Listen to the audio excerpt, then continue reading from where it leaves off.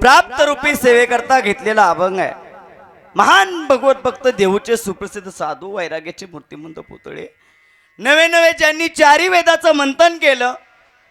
थोडा वेळ ठेवा। पाचवा वेद तुम्हा आम्हाला निर्माण करून दिला आणि जे देव मान्य झाले, जे संत मान्य झाले, जे जगद्गुरु झाले, ज्यांचा अधिकार तुम्हा आम्हाला मान्य आहे आणि ज्यांना तुम्ही आम्ही डोक्यावरती घेतलं आणि जे संप्रदायाचे कळस झाले असे असणारे जगद्गुरु जगद्वंदनीय तुकोबाराया अभंगाच्या द्वारा सांगतायत। लेकुराचे हित वाहे जाणे माऊलीचे चित्त ऐसी कळवळ्याची जाते करीला अभावीन प्रीती। आईचं जे काळीज आहे, आईचं जे हृदय आहे ना, जे आईचं जे प्रेम आहे ते संतांचं प्रेम आहे। कसं आहे? लेकुराचे हित, जसं आईचं आपल्या मुलाबद्दल प्रेम आहे, जसं हित आई आपल्या मुलाबद्दल बघते, तसे संत तुमच्या आमच्या बद्दलचं हित बघतात। वाहे माऊलीचे चित्त, त्यांच्या मनामध्ये आपल्याबद्दल नेहमी प्रेम आहे आणि आईच्या मनामध्ये आपल्या मुलाबद्दल नेहमी काय असतं? प्रेम असतं। म्हणजे प्रेम तोलता मोलता येतं का? किती किलो भरण म्हणजे आईचं प्रेम कळल? 10-15 किलो नाही। आईचं प्रेम कशामध्ये मोजता येत नाही, त्याप्रमाणे संताचं प्रेम आहे।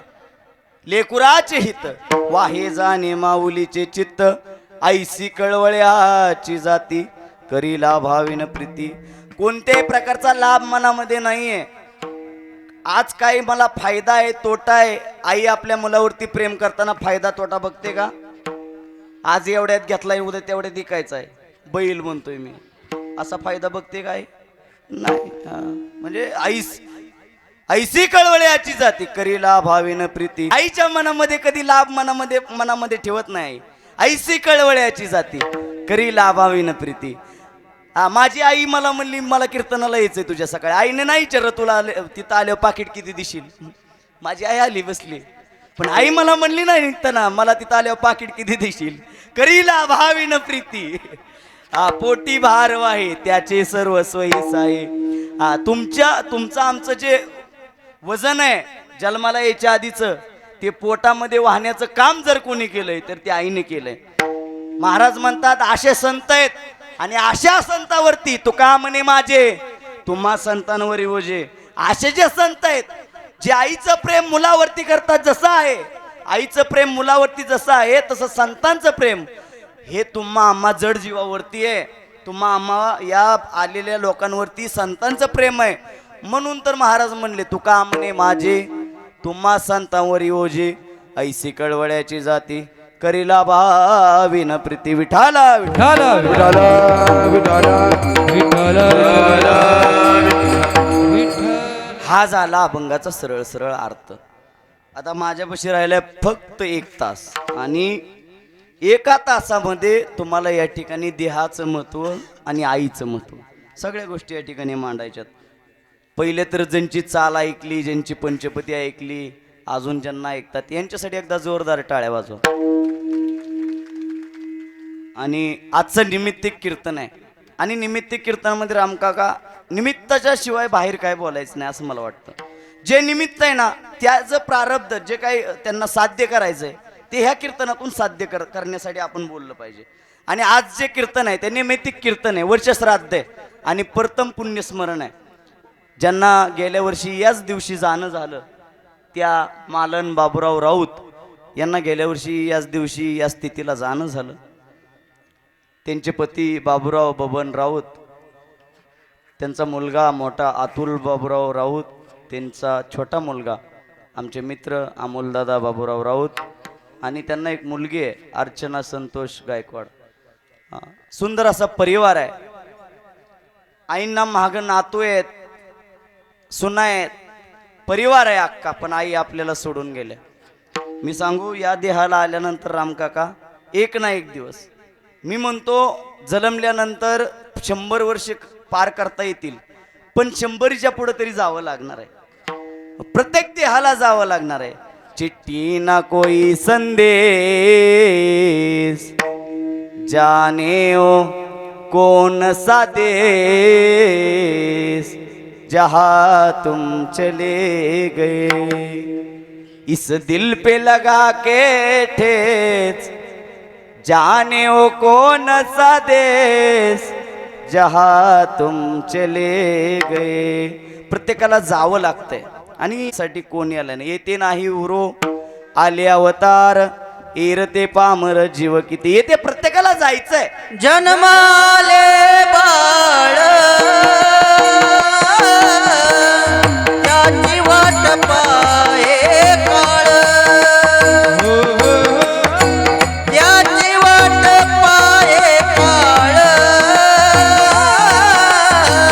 त्याची वाट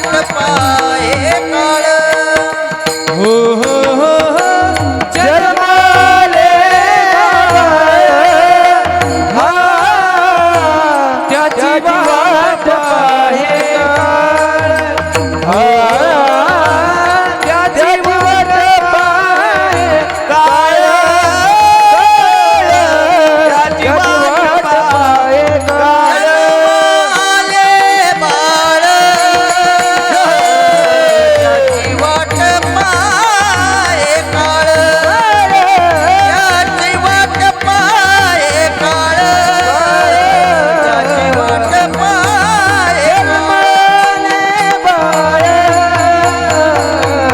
त्याची वाट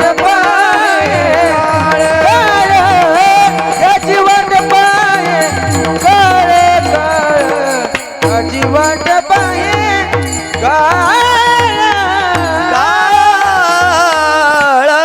जन्माले बाळ त्याची वाट पाहे काळ. प्रत्येकाला जावं लागतंय. तुम्हाला एक उदाहरण देतो. इंदापूर स्टँडला एक गाडी लागली. इंदापूर स्टँडला एक गाडी लागली. इंदापूर टू मुंबई, इंदापूर टू मुंबई गाडी लागली. गाडीमध्ये प्रवासी बसले, सगळे बसले. कोणी 10 वर्षाचं बसलं, कोणी 5 वर्षाचं बसलं, कोणी 70 वर्षाचं. आता फुकट आहे म्हणल्यावर कोणी बसतंय. चला जीवाची मुंबई करून यावं म्हणते, कोणी बसतंय. हाफ तिकीटवाले बी बसतायत, फुकटवाले बसतात, सगळे बसले. आणि निघताना मुंबईचा टप्प्यासाठी बसले. मुंबईच्या गाडीत जाताना गाडी निघाली. बिगवनला थांबली, पुण्यात थांबली, हडपसरला थांबली, लोणावळ्यात थांबली. सगळीकडे गाडी थांबली. पण मला सांगायचं रामकाका, गाडी जिथं जिथं थांबली आहे, ज्याचा प्रवास जिथं संपणार आहे त्याला तिथं उतरायचंय. आणि ज्याचा प्रवास शेवटपर्यंत राहील त्याला तिथपर्यंत जायचंय. तुम्हाला सांगू, शेवटपर्यंत ज्याचा प्रवास आहे त्यालाही तिथं उतरायचंय, आणि मधीपर्यंत ज्याचा प्रवास आहे त्यालाही मधी उतरायचंय. मग गर्व कोणत्या गोष्टीचा आहे? गर्व कोणत्या गोष्टीचा आहे? पैशाचा नाही. माझ्याकडे पैसा आहे, माझ्याकडे संपत्ती आहे, माझ्याकडे गाड्या आहेत, फॉर्च्युनर आहे, बंगला आहे, संपत्ती आहे. गर्व कोणत्या गोष्टीचा अजिबात मनामध्ये बाळगायचा नाही. का? कोटींचा बंगला आहे, 1.5 कोटीचा बंगला आहे, आणि 1.5 कोटींचा बंगला असून देखील आंघोळ कुठे आहे? बोलत राहत. कीर्तनकार तुमचा, गाणारे तुमचे, वाजवणारे तुमचे, टाळकरी तुमचे, बसलेले तुमचे, साऊंड सिस्टीमवाला तुमचा. रामकाका आज एकही बाहेरचा नाही, सगळे आपलेच आहेत. त्यामुळे तुम्ही बोलतो. 1.5 कोटीचा बंगला आहे, आणि 1.5 कोटीच्या बंगल्यामध्ये तुम्हाला न आंघोळ घालता. कुठं आंघोळ आहे? चला, तुम्ही रोज 500 रुपये मीटरवाला कापड घालताय. 500 रुपये मीटरवाला कापड ज्या दिवशी तुम्ही जाणार आहे, ज्या दिवशी तुम्हाला त्या तिरडीवरती बांधलं जाणार आहे, त्या दिवशी तुमच्या अंगावरती कपडा घातला जातो. तो फक्त 150-200 रुपयाचा असतो. 150-200 रुपयाचा. 500 रुपयाचा घालणारा आपण कितीचं घालतोय? अहो, रोज अत्तर मारणारे 1000 रुपयाचं अत्तर एकदाच घेतलं, 3 महिने 2 महिने टिकवणारे आपण. तिथं अत्तर नाही, गोमूत्र असतंय. गोमूत्र शिपडलं जातंय. मग गर्व कोणत्या गोष्टीचा आहे? सुंदर लिहितात काय काय लेखक रामकाका. मानवा तू विसरू नको तुझ्या सत्यनीतीला, आणि तुझ्या परी परी भरे मिळाले मातीला. किती जरी मोठे असले, किती जरी मोठे असले, तर शेवट कुठे? शेवट इथे. तुला की पाजत करले, तुला करे रखवाली, तुला की पाजत करले, तुला करे रखवाली, उड़ जाएगा एक दिन पंछी रहेगा पिंजरा खाली, उड़ जाएगा एक दिन पंछी रहेगा पिंजरा खाली। तुला की इबादत कर ले, तुला करे रखवाली, तुला की इबादत कर ले, तुला करे रखवाली। उड़ जाएगा एक दिन पंछी रहेगा पिंजरा खाली, उड़ जाएगा एक दिन पंछी रहेगा पिंजरा खाली। पिंजरा खाली, पिंजरा खाली, पिंजरा खाली, पिंजरा खाली। प्रत्येकाला जावं लागतंय, किती जरी मोठा, किती जरी बारका, किती जरी सांभाळून ठेवलं शरीराला, शरीर राहत नाही. तुम्ही शरीर आज थोडं तरुण दिसत असेल, काही कालांतराने ते म्हातारं होणार आहे. हा, आज तुम्हाला एखादे छोटं बाळ जर बघितलं, आपल्याला त्याची पप्पी घेऊ वाटते. छोटं बाळ असलं की 5-6 वर्ष, 4-5 वर्षाचं, आणि तेच बाळ 80 वर्षाचं होऊ द्या, पप्पी घेऊ वाटते का? नाही. या शरीराचा जो गर्व आहे ना तुम्हाला, हे शरीर एकदा जाणार आहे. मी शरीराचं का सांगतोय? आईंना जावं लागलं. शरीर प्रत्येकाला ठेवायचंय, शरीर प्रत्येकाला ठेवायचंय. या पृथ्वीतलावरती फक्त आमचे तुकोबाराय शरीर फक्त घेऊन गेले. हा, जगा खाळ खाय, आम्ही माता दिला पाय. हा, जगाला खाणारा काळ, त्या काळाच्या माथ्यावरती पाय देऊन जगद्गुरु तुकोबाराय गेले. तो अधिकार त्यांचा, तुमचा आमचा अधिकार आहे का? नाही. तुम्हाला आम्हाला मिसकॉलाला उचकी आली की आपल्याला जायचंय. म्हणून जोपर्यंत या शरीरामध्ये आत्मा आहे, जोपर्यंत जीव आहे, तोपर्यंत काय करायचं? घेईन मी जन्म याजसाठी देवा, घेईन मी जन्म याजसाठी देवा, घेईन मी जन्म याजसाठी देवा, घेईन मी जन्म याजसाठी देवा. तुझी चरण सेवा सदा बाया, तुझी चरण सेवा सदा बाया. हरिनाम कीर्तन संताचे पूजन, हरिनाम कीर्तन संताचे पूजन. तुझी चरण सेवा तुझी चरण सेवा हरिनाम कीर्तन संताचे पूजन, हरिनाम कीर्तन संताचे पूजन. घेईन मी जन्म याजसाठी देवा, तुझी चरण सेवा जादवया जादवया. घेईन मी जन्म याजसाठी देवा, तुझी चरण सेवा तुझी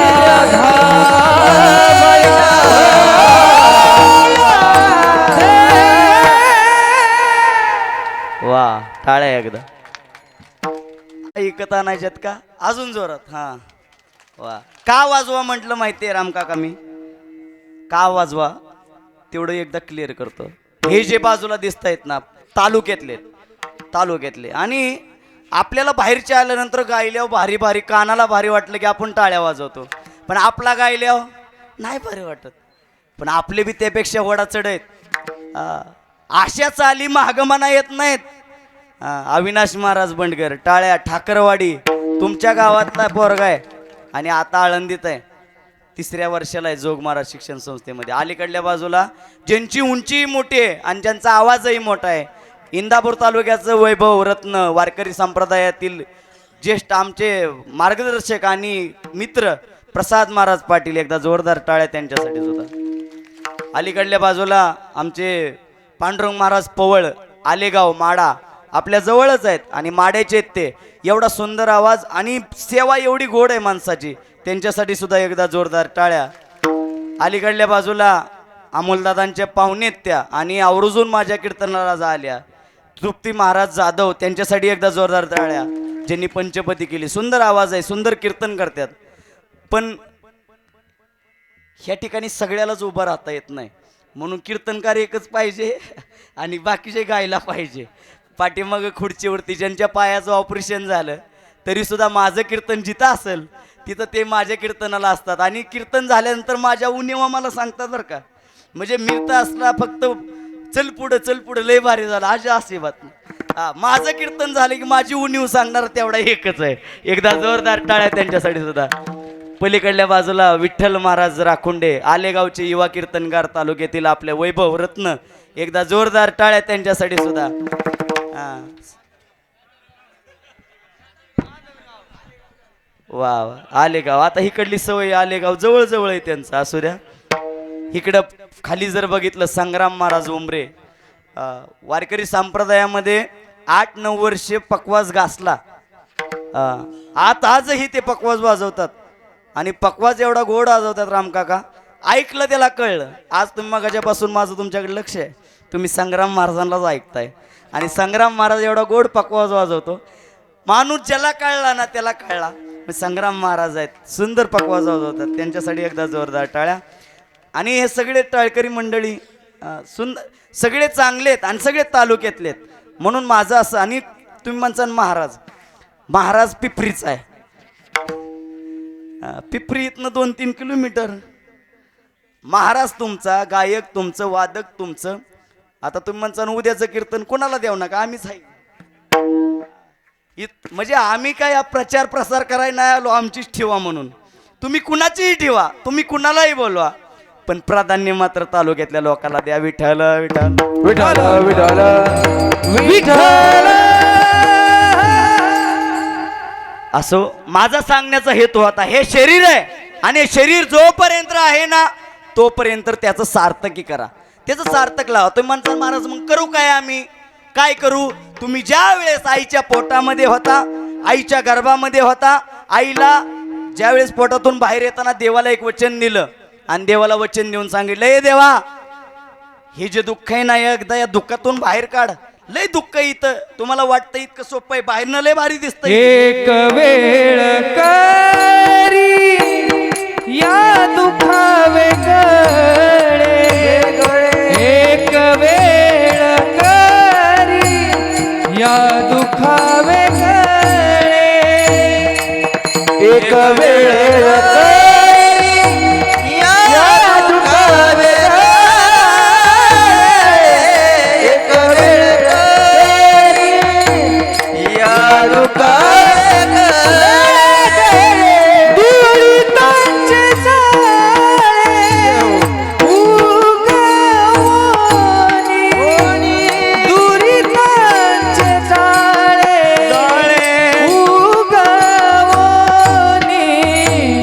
आठवी पाय हा माझा नवस, आठवी पाय हा माझा नवस, आठवी पाय माझा नवस, आठवी पाय हा माझा नवस.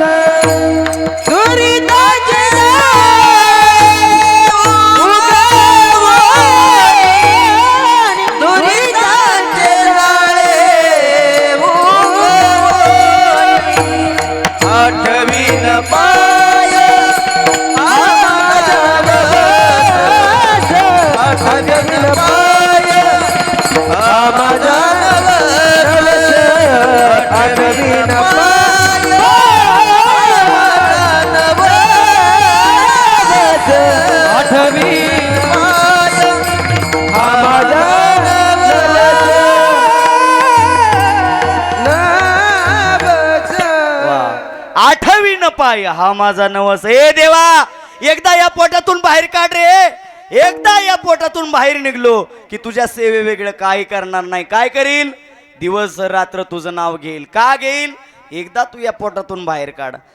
देवाचं नाव घेईल म्हणून आपण बाहेर आलो, पण देवाचं नाव आपण विसरलो. विसरली तया थोर जालने हानी आणि पचतील खाणी 84च्या. आपण विसरलो देवाला. आज वारकरी संप्रदायामध्ये आपल्या पंचकृषीमध्ये संप्रदाय मोठा झालाय, खूप मोठा झालाय. मी अधिकारानं सांगतो, खूप मोठा झालाय. गेल्या 8 दिवसामध्ये माळवाडीतलं 3रं 4थं कीर्तन आहे. किती लोकांना संप्रदाय आवडतोय, किती आवडतोय. एवढा मोठा मंडप आहे, एवढा मोठा खर्च आहे, एवढी मोठी सिस्टीम आहे, एवढी मोठी लोक आहेत, एवढे वादक गायक आहेत. कशासाठी? आवड आहे म्हणून आहे ना.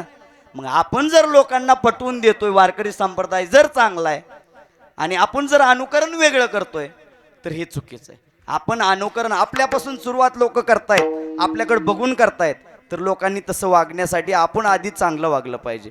असो वारकरी संप्रदायामध्ये आपण आहात आणि वारकरी संप्रदायामध्ये राहून देवाचं नाव घ्यायचंय. देवाचं नाव एवढ्या आवडीनं घ्यायचंय, एवढ्या आवडीनं घ्यायचंय की ते देवाला सुद्धा वाटलं पाहिजे. माझ्या मनाला गोचंद छंद, माझ्या मनाला गोचंद छंद, माझ्या मनाला गोचंद छंद, माझ्या मनाला गोचंद, माझ्या मनाला गोचंद छंद, माझ्या मनाला गोचंद, माझ्या मनाला गोचंद छंद, माझ्या मनाला गोचंद. नित्य गोविंद गोविंद, नित्य गोविंद गोविंद, माझ्या मनाला गोचंद छंद, माझ्या मनाला गोचंद. नित्य गोविंद गोविंद, नित्य गोविंद गोविंद, माझ्या मनाला गोचंद छंद, माझ्या मनाला गोचंद, माझ्या मनाला गोचंद. नित्य गोविंद गोविंद, नित्य गोविंद गोविंद, नित्य गोविंद गोविंद.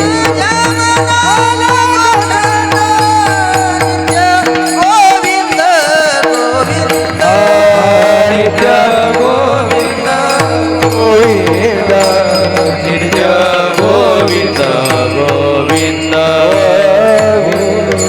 गोविंद.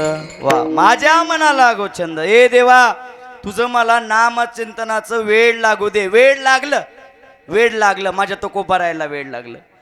नामचिंतनाचं वेळ माझ्या तुकोबारायला लागलं. अहो एवढं वेळ लागलं, तुकोबारायांना काही आठवत नव्हतं. तुकोबारायांना भूक आठवत नाही, तुकोबारांना बायका पोरं आठवत नाहीत, तुकोबारांना परपंच आठवत नाही. तुकोबाराय वेडे झाले देवाच्या नावात. लोक गावातली लोक म्हणायची येडा तुक्या, येडा तुक्या. कशाच्या जीवाव? नामचिंतनाचं वेळ लागलं, देवाला आपलंसं केलं. तुम्हाला सांगू, जगद्गुरु तुकोबारायांच्या आयुष्यामध्ये खूप मोठा संघर्ष आहे. आज आमच्या वारकरी संप्रदायामध्ये महाराज लोकांच्या आयुष्यामध्ये कमीच संघर्ष आहे आणि त्याच्यापेक्षा तिपटीनं जे असतं तुकोबारायांच्या जीवनामधला संघर्ष आहे. काय संघर्ष आहे हो? जगद्गुरु तुकोबाराय पुण्यामध्ये कीर्तनासाठी गेले. सप्ताह चालू आहे, पारायण केलं, संध्याकाळचं कीर्तन केलं, भजन केलं आणि तुकोबारायांनी काकडा केला आणि शिवबा कासाराच्या बायकोनं जगद्गुरु तुकोबारायांना आंघोळीसाठी बोलावलं. जगद्गुरु तुकोबारायांच्या सेवेसाठी, आंघोळ घालण्यासाठी शिवबा कासाराच्या बायकोनं ठरवलं की आता जगद्गुरु तुकोबारायांना आंघोळ घालायची. प्रसंग डोळ्यासमोर ठेवा. बसलेली मंडळी प्रसंग डोळ्यासमोर ठेवा. शिवबा कासाराच्या बायकोनं जगद्गुरु तुकोबारायांना आंघोळीसाठी बोलावलंय आणि आंघोळीसाठी जगद्गुरु तुकोबाराय शिवबा कासाराच्या घरी गेलेत. शिवबा कासाराच्या घरी गेल्यानंतर शिवबा कासाराच्या बायकोनं कडक पाणी तापवलंय आणि कडक पाणी तापवलेलं जगद्गुरु तुकोबारायांच्या अंगावरती सांगितलं, जगद्गुरु तुकोबाराय आज मला तुम्हाला आंघोळ घालायची आहे, आज मला तुमची सेवा करायची आहे. आणि संतांची सेवा करण्यासाठी कधी कुणी लाजू नये असं मला वाटतं. कधी कुणी लाजायचं नाही. शिवबा कसाऱ्याची बायको जगद्गुरु तुकोबारायांना आंघोळ घालण्यासाठी म्हणते, जगद्गुरु तुकोबाराय तुम्ही बसा, मी तुम्हाला आंघोळ घालते. बादलीमधला तांब्या भरून घेतला, जगद्गुरु तुकोबारायांच्या अंगावरती केसावरती वतला आणि बघता मंडळी जगद्गुरु तुकोबारायांच्या जय अंगाचा- माझी काया लागला वनवा, जय माझी काया लागला वनवा, जणू माझी काया लागला वनवा, जळे माझी काया लागला बनवा. जगद्गुरु तुकोबारायांच्या अंगावरती पाणी पडलंय. जगद्गुरु तुकोबारायांच्या अंगाचा दाह झाला. जगद्गुरु तुकोबाराय देवाला आवाजात आले, देवा ए भगवंता, ए परपंचाची राख रांगोळी केली की रे तुझ्यासाठी. जेवढी संपत्ती होती तेवढी इंद्रायणी सोडून दिली आणि तुझी भक्ती हातामध्ये धरली रे. जसं कळतंय तसं देवा तुझं नाव घेतोय. आणि ए देवा माझ्या आयुष्यामध्ये असा प्रसंग तू घडवलास रे. माझ्या शरीराचा दाह झाला. बसलेले मंडळी विचार करा, आंघोळीला थोडस गरम पाणी आलं तर आपण घरी आवाज देतो, ए थोडं गार पाणी दे. जगद्गुरु तुकोबारायांच्या अंगावरती उकळणारं पाणी ओतलं त्या बाईनं. जगद्गुरु तुकोबारायांच्या अंगाचा दाह झाला. अंगाची कातडी निघायला लागली. जगद्गुरु तुकोबारायांनी देवावरती सोडलं, ए देवा हे शरीर आणि तू बघून घे, मला माहित नाही. माझ्या भगवंताला काळजी आहे तुकोबारायांची, भक्ती गेली तुकोबारायांची. आणि जर भक्ती चांगली असेल ना अविनाश महाराज, एखादा भक्त जर भक्ती चांगली करत असेल ना तर देव मेवा नक्की देतो. मेवा देण्याचा प्रयत्न माझ्या देवानं केला. काय केलं? शिवबा कासाराच्या बायकोच्या अंगाला खाज सुटली, खाज. आणि खाज सुटल्यानंतर शिवबा कासाराची बायको जगद्गुरु तुकोबारायांपाशी गेली. ओ तुकोबाराय, माझ्या अंगाची खाज सुटली, काय करावं? जगद्गुरु तुकोबारायांनी सांगितलं, मी काही करू शकत नाही. त्या भगवंताला जाऊन विचार काय करायचं ते. संध्याकाळी त्या झोपल्यात आणि भगवंताने स्वप्नामध्ये येऊन साक्षात्कार केला आणि शिवबा कासाराच्या बायकोला सांगितले, हे ऐक, जिथं तुकोबारायांना आंघोळ घातली ना, जे पाणी सांडलेलं आहे ना, तिथली माती घे, तिथला चिखल घे आणि अंगाला लावून टाक. दाह कमी होईल, खाज कमी होईल. दिवस उजाडला. शिवबा कासारची बायको त्या ठिकाणी गेले. तिथला चिखल घेतला, तिथली माती घेतली आणि स्वतःच्या अंगाला चोळली. बसलेले मंडळी, तुम्ही म्हणसाल महाराज खरंय का? सेवा तशी होती. जगद्गुरु तुकोबारायांनी परपंच सोडला. बायको मेली तरी म्हणले, बरे झाले देवा, निघाले दिवाळे, परी या दुष्काळे पिढा गेली. ए देवा, बरं झालं बायकोला नेलं, बरं झालं पोरगा नेला, मला आता भक्ती कराय रिकामा झालो. अहो एवढी जर भक्ती असेल, एवढी जर भक्ती असेल तर देव नक्की येतो, पण भक्ती तशी पाहिजे. दाह कमी झाला आणि जगद्गुरु तुकोबारायांच्या पायावरती साष्टांग दंडवत केला त्या बाईनं आणि तुकोबारायांना शरण गेली. तुकोबारायांच्या आयुष्यामध्ये तुकोबारायांनी देवाचं नाव कधी सोडलं नाही. माझी मज झाली अनावर वाचा आणि छंद या नामाचा घेतला असे. बसलेले मंडळी, मी का सांगतोय माहितीये? जगद्गुरु तुकोबारायांनी परमार्थ केला, परमार्थ. आणि निस्वार्थी जर प्रेम परमार्थ असेल तर देव नक्की भेट देतो. हे कारण म्हणजे तुकोबारायांचं आयुष्य. तुकोबारायांच्या आयुष्यामध्ये तुकोबारायांना कधी गावात फिरून देत नव्हते, पण आज तुकोबारायांच्या नावावरती कित्येक कीर्तनकार लाखो लाखोची पाकिटं घेतात. कशाचं प्रतीक आहे हे? भक्तीचं प्रतीक आहे. तुकोबारायांची बायको आवली माता जेव्हा जेव्हा डोक्यावरती टोपलं घेऊन तुकोबारायांना भाकरी न्यायची, खालची माती घ्यायची आणि कानाला लावायची. अहो, मातीचा आवाज कधी येतो माहितीये? तुमची भक्ती चांगली असल्यावर मातीचा आवाज येतो, नाहीतर एखाद्याने बोललेला देखील आपल्याला आवाज येत नाही. मातीचा देखील आवाज काढायची ताकद माझ्या जगद्गुरु तुकोबारायांची आहे. असे जगद्गुरु तुकोबाराय म्हणतात, ए देवा मला भेट दे रे. दावरे केशवा माय बापा, दावरे केशवा माय बापा, जय माझी काया जय माझी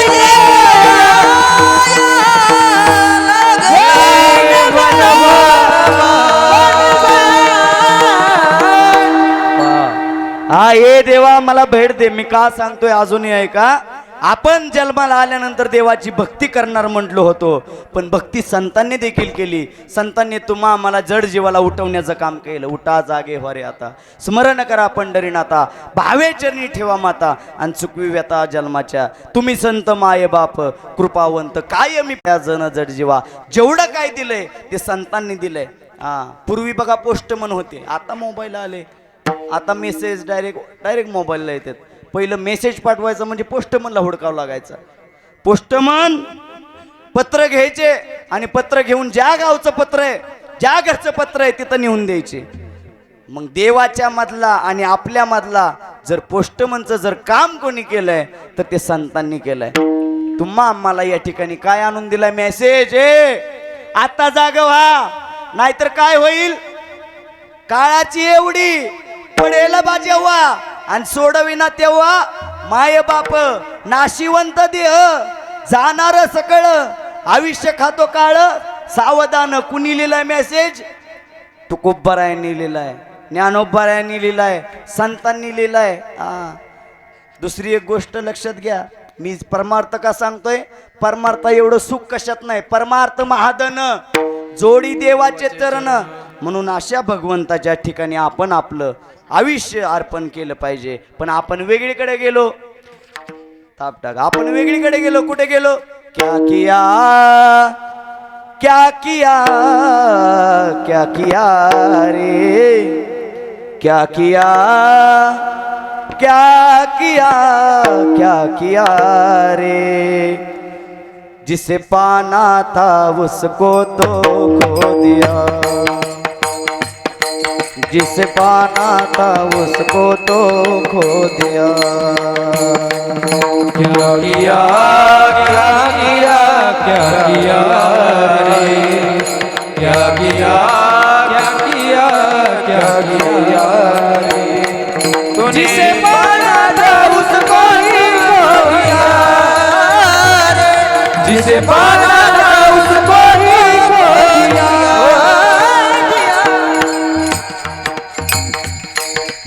ज्याला मिळवायचंय त्याला आपण दुःख गमवून बसलो ना. वय वर्ष 70-80 आलं तर आपण ज्याला कमवायचं त्याला कमवलं नाही. तुम्हाला पैसा कमवला, गाड्या कमवल्या, बंगला कमवला, धन दौलत कमवली, हे कमवायचं नाही. तुमच्यापाशी 2 गोष्टी कमी असू द्या, पण देव आपला सकारा. कारण देव काय करतो? तुम्हा आम्हाला तारतो, आणि अशा तारण्याला भगवंत आपल्या जर सोबत असला तर जेवढं काही दुःख आहे ते दुःख पळून जातं. तुम्ही ज्या संसारामध्ये आहात तो संसार असतानाच दुःखमुळे, संसार दुःखमुळं, चहूकडे इंगळ किंवा दुःख बांधवडी आई असं संसार दुःखामुळे आहे. पण या दुःखातून जर सुख पाहिजे तर थोड्या वेळ कुठं जायचं? संतांपाशी जायचं, देवापाशी जायचं, गुरुपाशी जायचं. तुम्हाला हे सगळं जर शिकवणारं कोण आहे तर तो देव आहे. चला, मला सांगायचं काय, तुमच्या आमच्या आयुष्यामध्ये देवाच्या रूपानं देवाला येणं शक्य नाही, म्हणून देवानं त्याच्या रूपानं तुमच्या आमच्या घरामध्ये देव पाठवला. त्या देवाचं नाव आई आहे. काय म्हणणं? आई देव आहे ना, हा देवाला सगळ्या घरामध्ये विठ्ठल महाराज जाणं होत नाही, मग देवानं त्याच्या रूपानं प्रत्येक घरामध्ये आई पाठवली आणि अशी देव समान असणारी आई आम्ही दुसऱ्याचं ऐकून हाणली. आईबापाने जन्म दिला चुकीचं आहे का? आईबापानं आपणाला जन्माला घेतलं, जन्म दिला आईने मला, उपकार मोठा झाला, ठेच लागे माझ्या पायाला, अश्रू येती तिच्या डोळ्याला. हा हे जन्म दिला ते चुकीचं आहे का? अतिशय चांगलं आहे. म्हणून अशा आई वडिलाला संतांनी काय केलं? संत समान उपमा दिली. अभंगाचं पहिलं लेकुराचे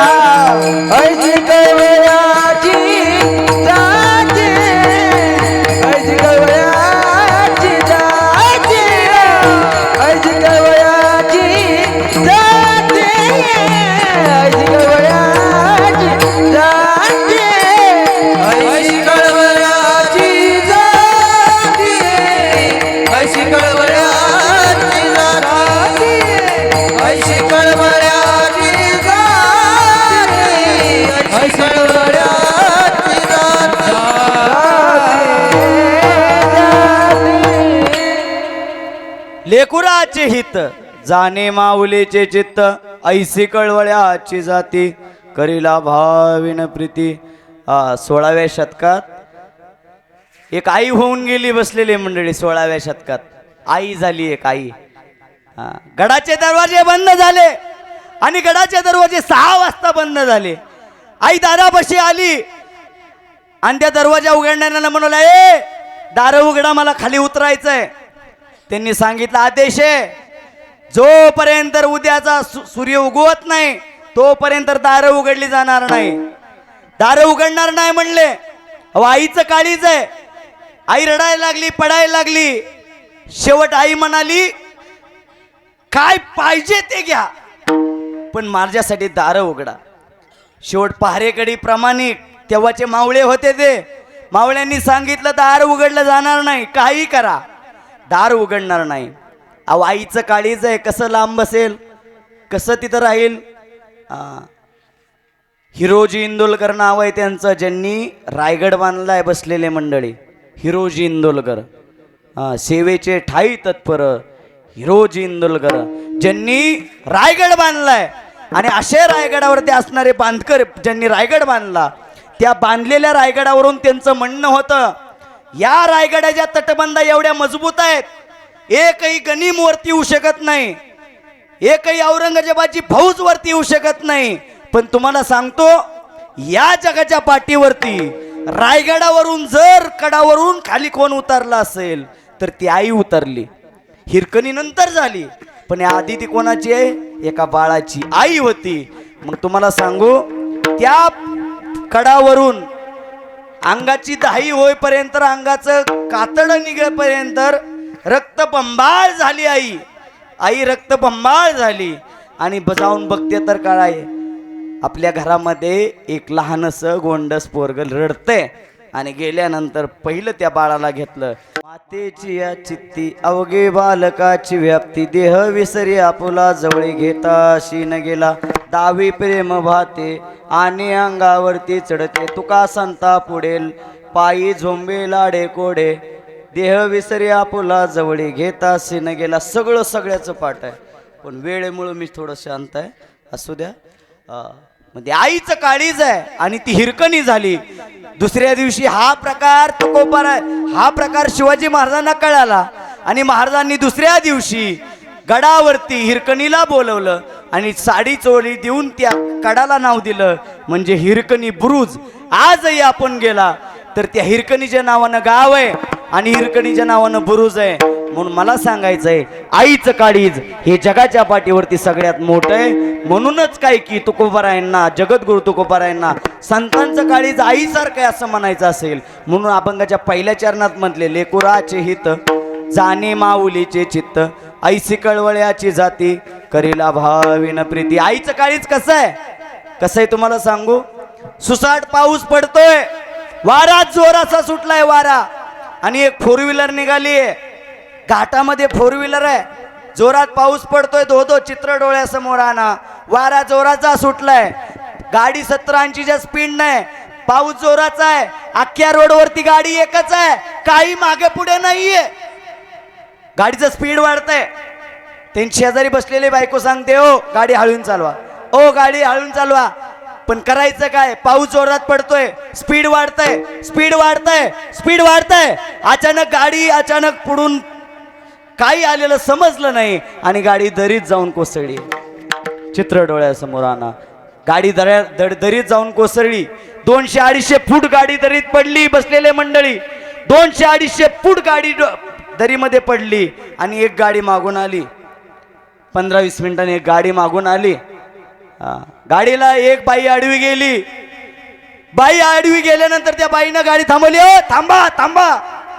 काय झालं, काय झालं. रक्तबंबाळ असणारी ती बाई, केसही विस्कटलेले, बाईच्या अंगावरती सगळं रक्त आहे आणि त्या चालवणाऱ्या ड्रायव्हरनं गाडी थांबवली आणि गाडी थांबवल्यानंतर विचारलं, ओ बाई का थांबवली गाडी. त्यांनी सांगितलं, ओ दादा माझी एक मदत करता का. 2 मिनिटापूर्वी आमचा मोठा ॲक्सिडेंट झालाय आणि ॲक्सिडेंटमध्ये आमची गाडी खोल दरीत कोसळली आहे. 200-300 फूट खाली दरीत गाडी आहे. तुम्ही काहीतरी करा आणि आमचं त्या गाडीमधील माझे पती मुलगा आहे त्यांना तेवढं बाहेर काढा. पळत पळत गाडीतले 2-3 उतरले, त्या बाईसोबत खाली गेले. खाली जाऊन बघतायत तर काय, एखाद्या लहान मुलाचा रडलेला आवाज येतोय. बसलेले मंडळी, ॲक्सिडेंट मधली गाडी आहे, गाडीतून आवाज येतोय लहान मुलाचा रडणारा. त्यानं गाडीतला आवाज ऐकला, लहान मूल रडतंय. गाडीचा दरवाजा तोडला, लहान मूल बाजूला काढलं. जोरात हीच कडकडली आणि हीच कडकडलेल्या उजेडामध्ये त्याला अचानक बाईचं, आता ज्या बाईने हात केला ती बाई त्या बाजूला, त्या बाळाच्या बाजूला मृत अवस्थेत दिसली. बसलेले मंडळी, विचार करा, आई मेली तरी सुद्धा मुलाचा विचार करते. या जगाच्या पाठीवरती हेच तुकोबारायांना म्हणायचं असेल, मेल्यावर सुद्धा जी तुमचा विचार करते तिचं नाव आहे विठ्ठल. विठ्ठल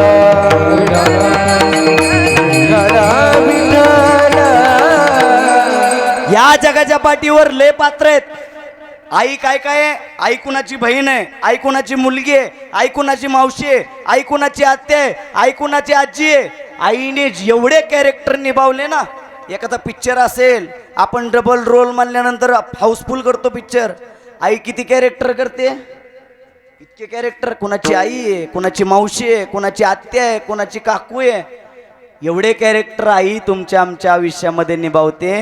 पण बसलेली मंडळी सांगू तुम्हाला आयुष्यामध्ये बारक्यापणापासून काय आवडतं भाजीमध्ये, या जगाच्या पाठीवर तुम्हाला भाजीमध्ये काय आवडतं हे फक्त तुमची बायको सांगू शकते. बवया वर केले की मागच्यांनी फक्त आई सांगू शकते. या जगाच्या पाठीवर तुम्हाला काय आवडतं हे फक्त तुमची आई सांगू शकते. पण आईला काय आवडतं हे कधी आपण सांगितलंय का? आईला कुठला कलर आवडतो आपल्याला माहिती आहे. आईला कुठली भाजी आवडते आपल्याला माहिती आहे. आईला कुठलं गाव आवडतं आपल्याला माहिती आहे. आईला कुठला देव आवडतो आपल्याला माहिती आहे. काही माहीत नाही, पण जेवढं मुलाला आवडतं तेवढं सगळं आईला माहीत असतं. मग कधीतरी आईची आई होऊन बघा, आईची आई होऊन बघा. तुम्हाला जगामधलं सगळं सुख तुमच्या पदरामध्ये पडल्याशिवाय राहणार नाही. आईची आई होऊन बघा. एवढी तुमच्या आमच्या आयुष्यामध्ये आई मोठी आहे. आणि ती आई कधी लाभ करत नाही, मला आज हे भेटन, मला उद्या ते भेटन, मुलाची सेवा केल्यानंतर पैसा भेटन, मुलगा उद्या मला सांभाळन, असा आई कधी विचार करते का? नाही विचार करत. कारण आई म्हणते एकदा मुलगा उदरामधून बाहेर आला, पोटामधून बाहेर आला, मुलाचं जे काही मुलाचं हित आहे, मुलगा जेवढं काय कमावतो आई त्याच्यामध्ये खुश असते. त्याच्यामध्ये कसलाही स्वार्थ दाखवत नाही आई. आणि अशी आई जगद्गुरु तुकोबारायानं अभंगाच्या 2ऱ्या चरणात सांगितले.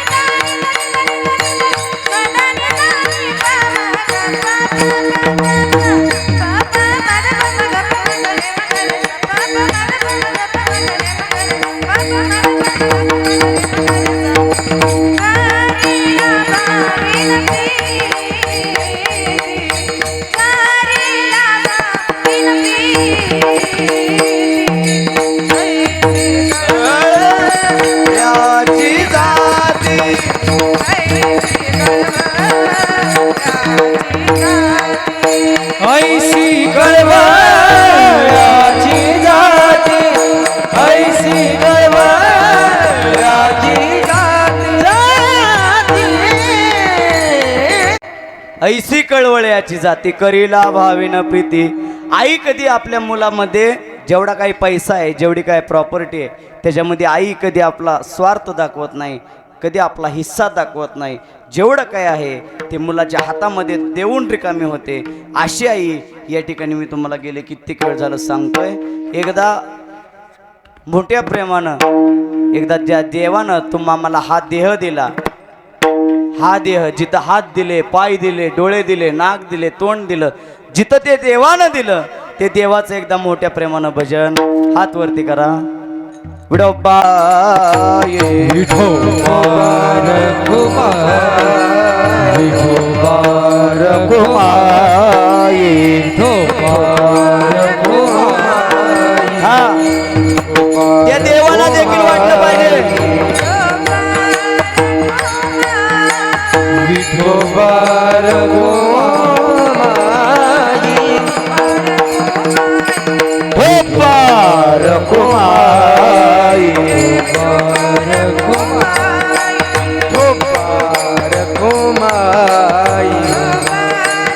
कुंडली गवर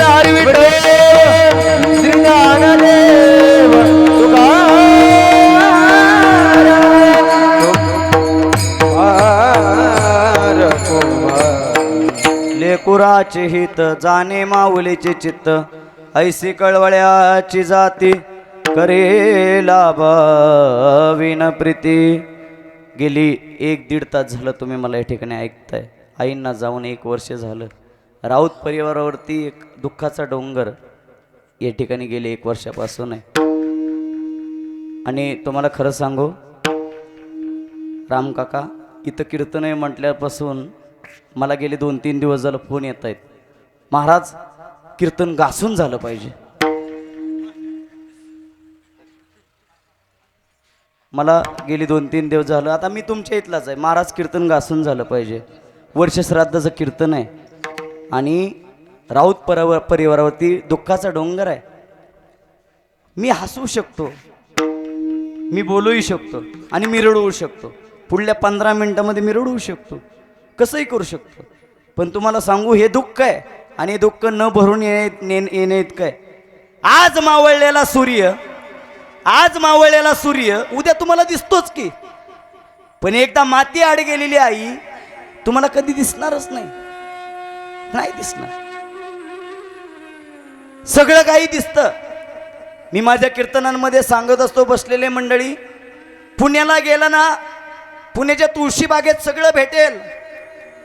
मुंबईला गेला, मुंबईच्या चोर बाजारात सगळे भेटेल. अहो दिल्लीला गेला, तुम्हाला व्यवसायाला जेवढं काय करायचं ते सगळं भेटेल. पण या आयुष्याच्या बाजारामध्ये आई जर एकदा गेली ना देवा, ती आई कधी भेटत नाही आणि बाप कधी भेटत नाही भेटत. किती प्रयत्न करा, किती भगवंताला म्हणा, माझी आई मला परत दे. ए देवा, पाहिजे एवढा पैसा देतो, माझी आई मला माघारी दे. नाही देत देव, नाही देत माघारी. या जगाच्या पाठीवरती आई आणि बाप जर एकदा गेले ना, किती पैसा वाटा, किती पैसा द्या दुसऱ्याला, बाप आणि आई परत माघारी आणता येत नाही. गेल्या वर्षी राऊत परिवारातून ही आई बाप गेले. आई गेली,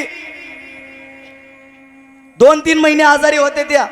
आणि माझे अमोल दादा माझे मित्र आहेत जवळचे, आणि मी त्यांचा संघर्ष बघत होतो. डायरेक्टर, एवढा संघर्ष होता, रोज दवाखाना होता. रोज मला फोन करायचे, कुमार महाराज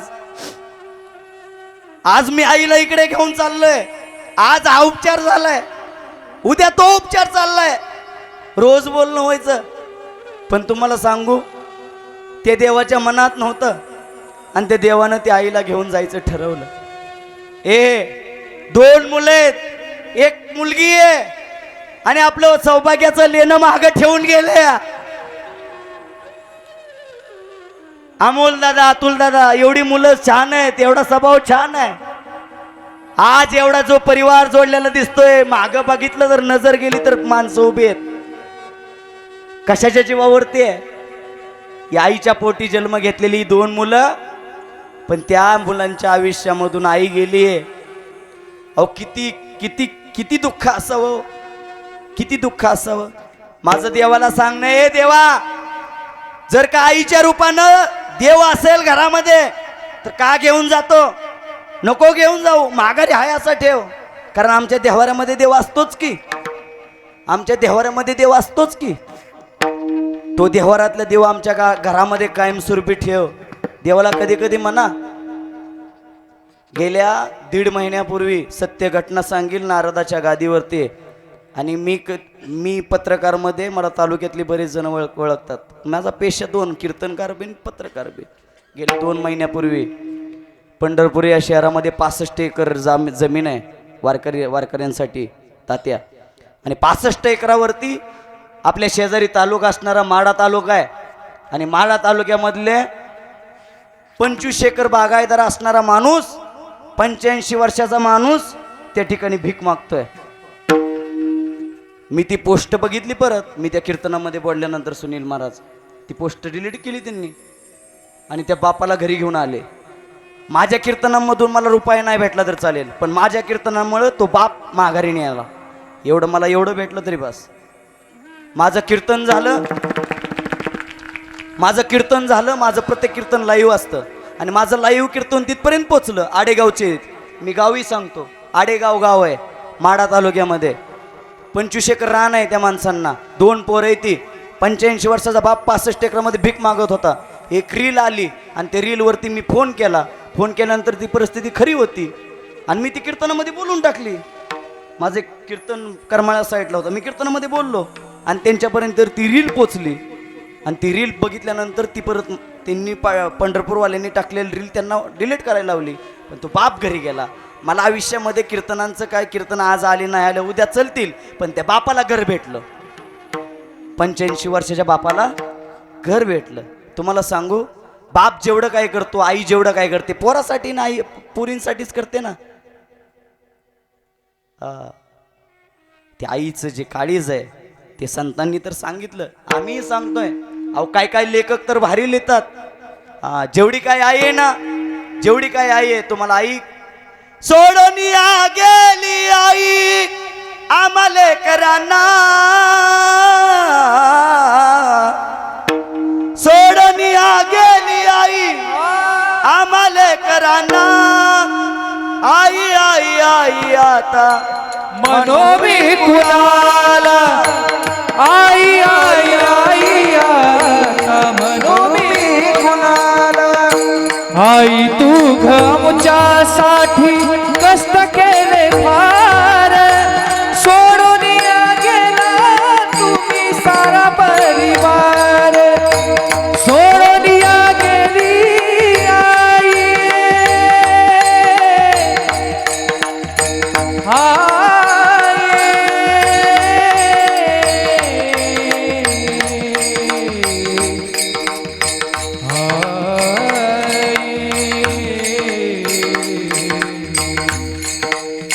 ए आई, सगळं काय भेटतंय जगामध्ये. 10 रुपये दिले ना, 10 रुपयाची वस्तू भेटते. 20 रुपये दिले, 20 रुपयाची गोष्ट भेटते. पण आई, तुझं प्रेम विकत घ्यायचं आज आमची ताकद नाही. आई नाही राहिली, कुठलं प्रेम भेटणार आहे. खूप काही केलं. आजही आई आम्हाला गेल्यानंतर सांगावी लागते. बसलेले मंडळी, आजही कीर्तनकारांना आई गेल्यानंतर सांगावी लागते. तुम्हाला खरं सांगू, 300 रुपयांनी कमवणारं एखादं मुस्लिम समाजाचं एखादं कुटुंब असू द्या, 300 रुपयांनी कमवणारं मुस्लिम समाजाचं एखादं कुटुंब असू द्या, ते 300 रुपयांनी कामाला जातं आणि संध्याकाळी महागारी आलं की बायकोला आणि आईला विचारतं, अब्बूजान जे खाना खाया की अब्बूजानने? कोण विचारतो? मुस्लिम समाजातला. आणि आमच्या घरामध्ये आम्ही रात्री आलो, सकाळी आलो, उशिरा आलो, लवकर आलो, आम्ही कधी विचारलंय का आमचा बाप जेवलाय का? आम्ही कधी विचारलंय का आमची आई जेवली का? अहो, ज्या पोरांनी 3-3, 4-4 पोरांना जन्म दिला, ज्या त्यांच्या सांभाळ करण्याचा जर तुम्हाला सहनशीलता नसेल त्यांना सांभाळण्याची, तर तुमच्या आयुष्यामध्ये तुम्ही 0 आहात. हे आजच्या कीर्तनातून मला या ठिकाणी सांगायचं आहे. खरं सांगू, बाप 3-3, 4-4 पोरं या ठिकाणी सांभाळतो, शिक्षणापासून मोठी करतो, पण 3-3, 4-4 पोरांना मुलं नाहीच सांभाळत. एका महिना असला 10 दिवस एकानी, 10 दिवस एकानी, 10 दिवस एकानी. मी कीर्तनांमध्ये का सांगतोय? आजही परिस्थिती आपल्यामध्ये तीच आहे. शोकांतिका आहे. महाराष्ट्र संतांची भूमी आहे. बसलेली मंडळी, महाराष्ट्र संतांची भूमी आहे, महाराष्ट्र देवाची भूमी आहे. आणि या भूमीमध्ये जर का वृद्धाश्रमाची कामं जोरात चालू असतील, तर ह्याच्या वेगळी शोकांतिका काय आहे का? नाही. ज्या आई वडिलांनी 4-4 मुलं सांभाळली, त्या 4 मुलांना एक बाप सांभाळता येत नाही, एक आई सांभाळता येत नाही. काय त्या आई बापानं चुकीचं केलं? आईचं जे काळीज आहे, आई जी आहे आणि बाप जो आहे ना, तो आईचं बापाचं काळीज तुम्हाला या ठिकाणी बोलून सांगता येणार नाही, शब्दामध्ये अजिबात सांगता येणार नाही. तुम्ही नक्की बघा आपली आई आपल्यासाठी काय करते, आपला बाप आपल्यासाठी काय करतो. अहो, जिजाऊ मातांनी आपल्या मुलासाठी काय केलं? आजच्या महिला मंडळानं ढवाळ लागले, चिंचा खाऊ वाटतात. पण जिजाऊ आईसाहेबांनी त्यावेळेस घोड्यावरती बसल्या आणि घोड्यावरती प्रशिक्षण घेतलं. कधी? पोटामध्ये शुभ असताना एवढा मोठा संघर्ष आहे. म्हणून तुम्हाला सांगतो, आई तुमच्या आमच्या आयुष्यामध्ये देवानं पाठवली. अशा आईचा सांभाळ करा. आणि अशी आई या ठिकाणी राऊत परिवारातून निघून गेली. तुम्हाला सांगू, खूप गीतकारांनी खूप भारी भारी लिहिलंय. घरामध्ये आई ना, तोपर्यंत आईची सेवा करा. आईला सांभाळा. आईला काय नको ते बघा. आईनं आपल्याला जन्माला घातलं म्हणजे सगळ्यात मोठं पुण्य, सगळ्यात मोठं आपल्याला जन्माला घालण्याचं जर श्रेय कोणाला जात आहे तर ते आईला आहे. म्हणून अशी आई तुमच्या आमच्या आयुष्यामध्ये जोपर्यंत आहे तोपर्यंत सांभाळा. ज्या संतांनी मला या ठिकाणी बोलण्यासाठी या ठिकाणी बुद्धी दिली आणि ज्या संतांमुळे या ठिकाणी मी बोलू शकतो, अशा संतांचं एकदा मोठ्या प्रमाणात भजन. ज्ञानेश्वर माऊली, ज्ञानराज माऊली तुकाराम.